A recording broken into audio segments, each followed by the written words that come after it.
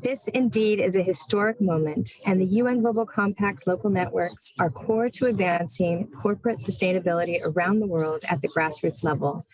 By helping companies understand what responsible business, including action on climate change, means within their national context, today we will hear from local networks in the USA, the UK, Brazil, India, and China, as well as a collaboration of African networks to highlight how they encourage companies to achieve the highest levels of ambition on climate change. First, we turn to the United Kingdom and Spain for their discussion on overcoming barriers to reach a net zero future. Let's hear from them now.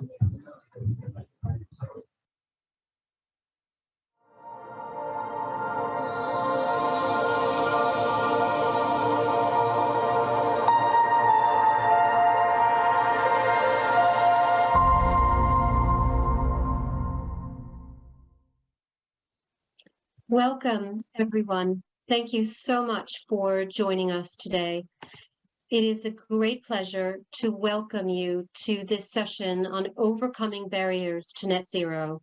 My name is Marcia Feliciano, and I am the chair of the UN Global Compact Network UK, and I'm also head of ESG and corporate responsibility for RELX, the company that looks at data that makes a difference across a range of industries around the world. So I want to let you know that this event is being hosted by us as the UN Global Compact Network UK, but also the UN Global Compact Network Spain. So in this fireside chat, our aim will be to address some of the key challenges for businesses who are on their journey to net zero. And business leaders that we have today, two amazing ones that I'm going to introduce you to in a moment, will showcase some concrete actions and offer insights to support other businesses of all sizes as they work to achieve net zero as well. So my first guest is going to be Clara. And Clara Arpa Zufra is the CEO of Arpa Equipos Móviles de Campaña, based in Zaragoza, Spain. Arpa is a family-owned company, and it was founded 50 years ago. And although it's an SME, they have customers in more than 70 countries around the world. Arpa specializes in the design and manufacture of innovative and fast deployment mobile field operations in health, wash systems, and tech and communications, as well as field logistical equipment for disaster relief. Basically, they give support to any activity of any operator anywhere. Clara has been in the post-disaster reconstruction field for over 23 years, and this experience has helped her to take her company to a leading position in this field. She's currently the chair of the Innovation Center for Sustainable Development, and she also sits on the board of the UN Compact. Welcome, Clara. It is also my pleasure to welcome Badar Khan, who is the president of National Grid US. National Grid is a British multinational electricity and gas utility company. It's one of the largest investor-owned utility companies in the world, and its principal activities are in the United Kingdom, where it owns and operates electricity and national gas transmission networks, and also in the northeastern United States, where, as well as operating transmission networks, the company produces and supplies electricity and gas, providing both to customers in New York, Massachusetts, and Rhode Island. Badar leads National Grid's core regulated business operations in the US, serving about 20 million people. He has extensive experience spanning retail power, gas and energy-related services, renewable energy, wholesale energy trading and power generation. And he's also a forward-thinking leader with a track record of leveraging technology to transform the way that homes and businesses engage with and use electricity. So welcome, Badar, as well. Thank you, Marcy. It's great to be here. Well, I wanted to begin with some questions around the net zero commitment and strategy, and how that needs to be driven from the top of a company. Yet for many leaders, particularly for SMEs, Clara, this is not maybe a priority for them. They've got lots of things that they need to consider. So how can small business leaders be encouraged to take responsibility for this agenda, especially when we know that climate requires all participation from all actors? Well, I think that it's very important that we have to be aware that more than 99% of the companies around the world are SMEs, are small and medium companies. Also, we have more than 70% on the employment that we give to the population. So the role of the SME is really much more important that we are conscious, because we move more than the 90% of the economy all around the world. So that means that the owner of the SMEs, the leaders, the CEOs, have to take in account that they have really a good opportunity to increase the movement that we have to give to the zero emissions. We have to be conscious that we have more power that really we have in that moment. And that's it. I think that this is the key, because the agenda, this is something not only about the owners of the companies, as something that is really conscious of the individuals, of the people. So we have more than 99% of the companies around the world. That is the point one. And the point two, that is more than 70% of the employment is given by us. So I think that we are more important that we release in that moment. So this is, I think, that the CEOs, the companies, the people that is in charge of these companies might be ambitious, more ambitious that we have at that moment, and have some courage in order to put good practices, running in our companies. I think that the most important point is that. Thank you. And Badar, once you do have buy-in from the top, it can be challenging to get everyone in the organization aligned with the broader net zero vision. How have you encouraged uptake of your net zero strategy throughout your business? Yeah, Marcy, it's a great question. We do have a bold vision, bold ambition that we're talking about here. And I think that as a result of that, it is incredibly important that the buy-in isn't just at the top of the organization, but across all employees. So I think specifically that means making sure that progress towards these goals is not a side job. It's not something that a small group of people do on the side of their desk or on evenings and weekends. I think there are three things that I would suggest.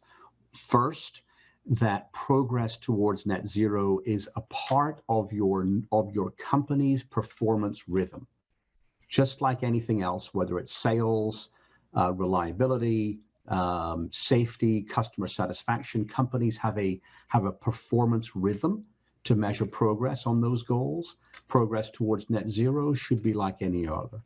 Second, bonuses for employees. We measure and incent companies and organizations in a variety of different measures. Progress towards net zero should be a part of that bonus scorecard. And thirdly, we need transparency externally. So last year, for example, we released a responsible business charter as a company, as well as a 10-point plan on the things that we can do to achieve zero emissions. This month, we released our first annual update, which shows our progress towards those goals. And for a handful of our most senior executives, we have aligned their compensation, which is also visible externally towards those goals. So that's my perspective on how we can ensure progress throughout the organization, Marcia. And maybe a follow-up about the timescales involved in carbon reduction and net zero. The commitments that we've made, like us at RELX, signing up to the Climate Pledge, which is part of Race to Zero, that's a commitment to achieve net zero by 2040 across all 3 scopes. So that's longer than the usual business planning cycle. So what do you think about overcoming uncertainty, which is associated with setting longer range targets, 10 to 30 years down the road? Yeah, Marcia, I think there are 2 things I would suggest.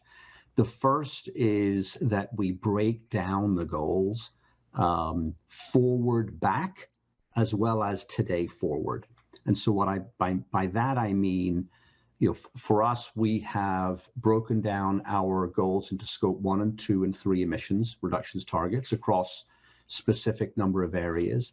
And for each one, we've set targets for 2050, 2040, 2030, 2025. So that's forward back. But we've also set today forward milestones, so quarterly milestones that we put into our quarterly performance rhythm. And that they're from today going forward for the next 3 years. And these are a combination of output and input measures. So output measures being results, input measures being things that we are, milestones that get us towards a result. I think the second thing that I think companies can do to reduce the uncertainty that you talked about is collaboration, whether that's forming joint ventures, research partnerships, co-investing.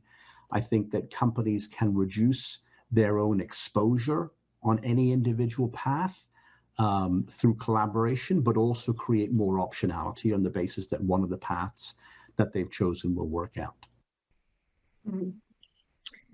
Yes, but Clara, for an SME, this might bring specific challenges because you're trying to grow and expand your business at the same time, maybe don't have the planning cycles, indeed, as I had just asked Badar, at such a long range. So how do you address that particular challenge of having those milestones on the way to achieving a longer run goal of net zero?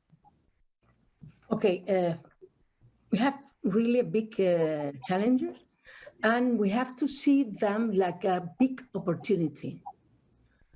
Why? Because in a short future, we have to have a taxonomy. We will have something like rules, normatives, something that we have to be prepared. So as soon as possible, we have to think in this sustainable net zero emissions in our minds in order to have our strategies aligned with this new way to do things. We have to change completely how we produce and how we consume. And small companies have the opportunity to be ready as soon as possible in order to be prepared for this near future. For example, in Europe, we know that we have the Green Deal close here, very close, and we have now the opportunity to take an advance in order to be completely aligned. And we have the opportunity also to have a new production and new management inside our companies, just to find some financial ways in order to change this way to do things that we have to do as soon as possible. As Secretary General Guterres said always during the last years, we are really in a hurry now. And we have to think that the SME is as important as the others at the big ones. And we have no be fair with this. We have to think that it's not something really bad. It's an opportunity. It's really one thing that could be our much better future. And we have to keep this in mind in order to have a new strategies aligned with net zero emissions. Clara, one of the things that Badar mentioned was, you have to make a contribution as part of a sector. And I wondered, for an SME wanting to collaborate with other SME companies on net zero, or even larger companies, is that easy to do, or is that a challenge? Well, it's not easy because in that moment, nothing is easy. But anything is easy. But one thing that we have a good symptom with the business organizations.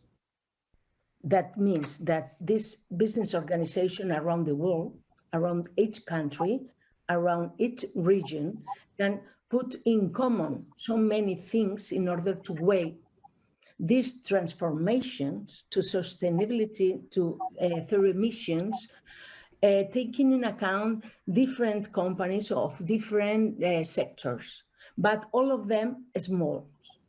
Through this organization, we have to keep these tips that must be aligned with the new strategy. It's not easy, of course, but we try to keep in contact these different business organizations. For example, through the Global Compact local networks. We want to be in contact with all the rest of the different organizations inside each country in order to have a common discourse, a common speech, a common way to do things. And in that moment, I think that is the easier way in order to help SMEs to transition into this new way to do things. Support them, support the small companies through business organization in each region, in each activity, supporting, of course, through the local network of the Global Compact. Well, I think that's a wonderful endorsement for the Global Compact and the work that it can do in a local network setting around the world to help precisely on that agenda of collaboration and looking at where there is best practice. Badar, to decarbonize our energy system would make such a significant contribution to limiting global warming to 1.5 degrees C, which is what we all need to be aiming for. So how is National Grid playing a role in this? How are you supporting other businesses and the wider economy to reduce emissions? It is an incredibly important goal, Marcia. We are in the US, we've actually lowered our direct emissions 71% versus 1990 levels already. But the bigger role for us is enabling society-wide emissions reduction. So that's our scope 3 emissions. And I'll run through what we're doing in each of our scope 3 areas, but I will just say that in each one, we are not doing it alone. So your point about how are we supporting other businesses, I think, again, there's a lot of collaboration. We think about our scope 3 emissions in 3 broad categories, so decarbonizing energy supply, number 1. Number 2 is getting the emissions out of transportation. And thirdly is the emissions out of building heat. For energy supply, we have signed, we as a company, National Grid, we primarily move energy from generators to consumers. We're a transportation and distribution company.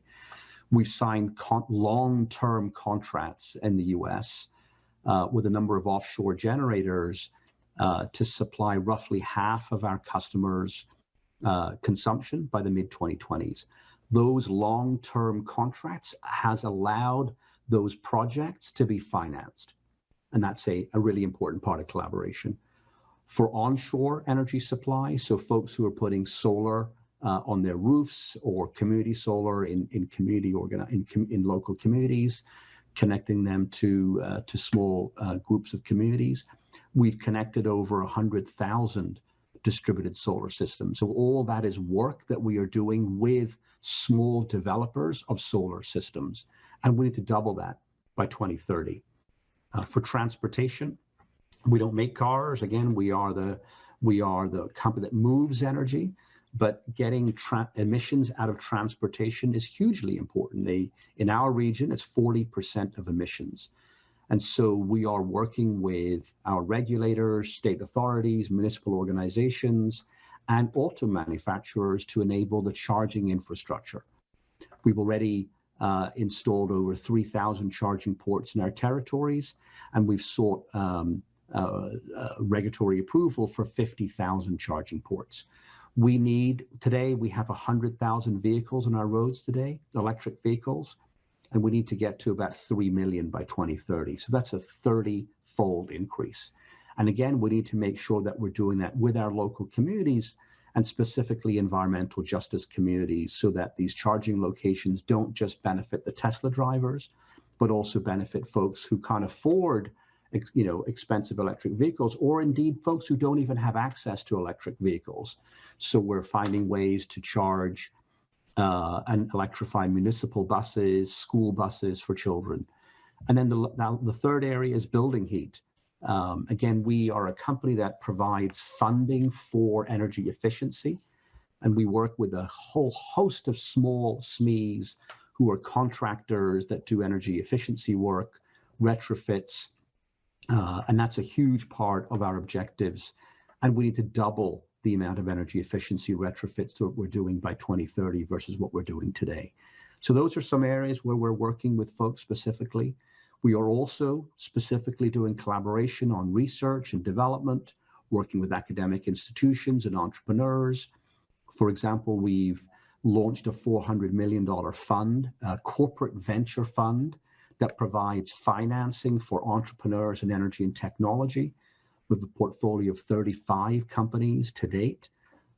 We have another program we call Connected Solutions, where customers can enroll their smart devices in their homes, whether that's smart thermostats, batteries, solar inverters, EVs, plug-in hybrids. We call that a bring your own device program. So these are not our devices, but are made by a variety of technology companies, big and small. And when companies enroll these programs into our demand response programs to automate their consumption, they get an incentive back, from anything from $20 to up to $1,500 a year. So those are some examples of how we are working in a broader ecosystem to be able to enable some very significant and bold ambitions. Badar, as he was just saying about Scope 3 emissions, typically account for the largest part of a company's carbon footprint, but they're among the most challenging to address because we don't have direct control. It's a challenge to figure out what those emissions actually are.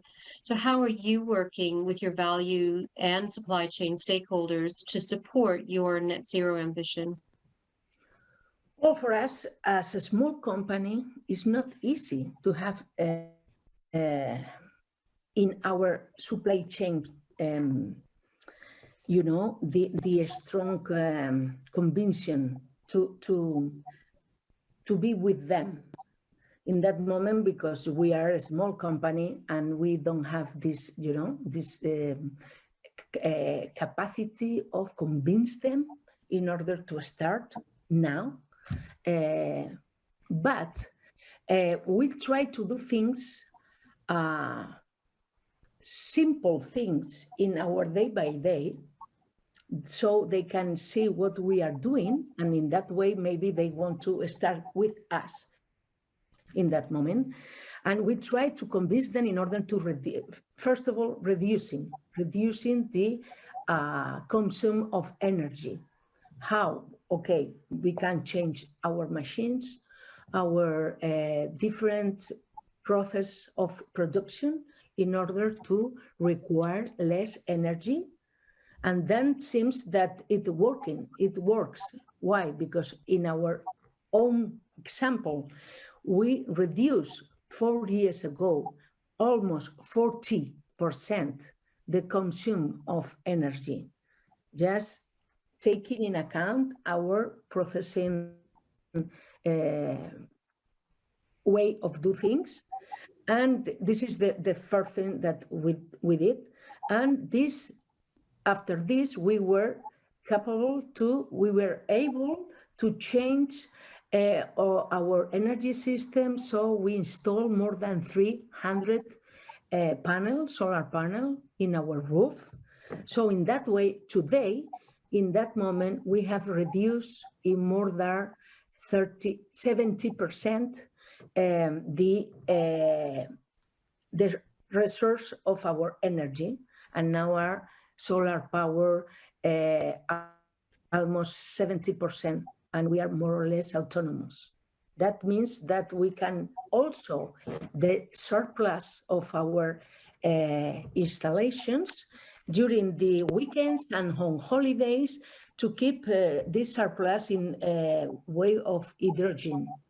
So we are giving big steps in order to try to be as soon as possible autonomous. And today is very important because all of us, we know the crisis of energy that we have to face in now and in the next months, maybe in the next years.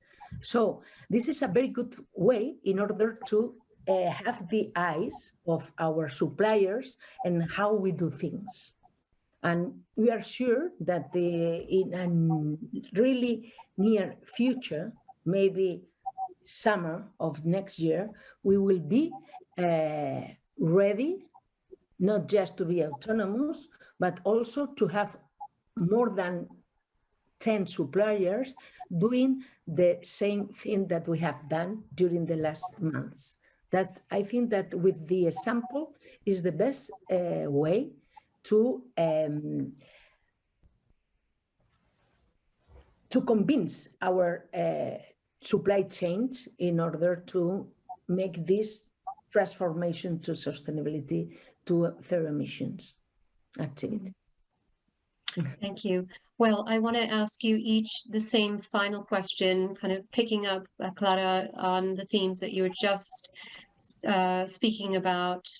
And that is, how should we share with your peers who may be on a similar journey, or maybe some that haven't quite made the commitment? What words or advice would you have for them? So Badar, maybe to you first. Yeah, I think that, well, if you haven't set your targets, do not wait. I think time is running out. We just have to look at the number of storms and extreme weather that we're seeing around the world to understand that there is a sense of urgency here. So if you haven't set targets, set them. For those of us that have set climate targets and are working towards them, I guess my advice would be to ensure that nobody is left behind. I think for too often in sort of society-wide transitions, there is sometimes a segment of society, those that are most disadvantaged, most economically disadvantaged, that are sometimes left behind. We have to make sure that that does not happen this time around. And so think through the work that you're doing, your offerings, and ensure that those that are most disadvantaged are also seeing the benefits of this transition. That makes sense. And so, Clara, the same question. What advice do you have for your peers? Well, I totally agree with Badar. And maybe just one thing more, that is to be together, like private sector, in order to be and take this advantage that in that moment we had, and to share with our peers in order to be more ambitious. And we have to be really ambitious, have to have things very clear, and try to help them if we think that they are not in the right path. We have to help those are not in this path, that we have to be as urgent as possible. Well, that's very timely advice and very encouraging as well, particularly here at COP. So I want to thank you, Clara, and you, Badar, for your insightful remarks. I also want to thank my colleagues at the UN Global Compact Spain and the UN Global Compact Network UK for helping to bring about this session today. And we want to thank all of you for listening. And I think the main themes that we heard today are really around making a commitment, setting goals, tracking those goals, not being afraid to be ambitious, even though the journey is hard, and to make sure that we're playing a role. And one of the ways that we can do that is through networks like the Global Compact. So everyone, thank you very much for your time. We are very delighted that we were able to have this conversation today. Thank you. Thank you, Badar. Thank you, Molly. Thank you, Clara. Thank you, Marcia. Thank you.